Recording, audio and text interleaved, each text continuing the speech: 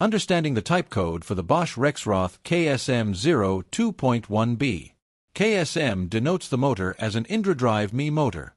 02 denotes a line version of 2. 1 denotes a design version of 1. B denotes a basic performance version.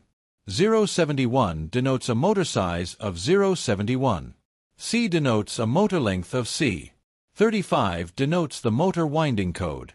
N denotes cooling via natural convection. M3 denotes a capacitive encoder with 16 increments. H denotes a hybrid electric connector.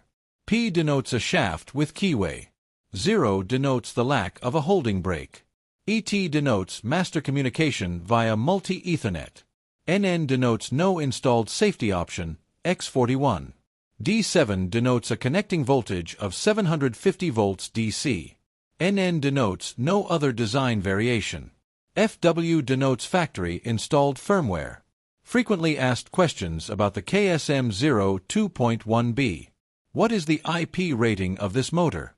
The motor has a protection rating of IP65. What is the rated power consumption control?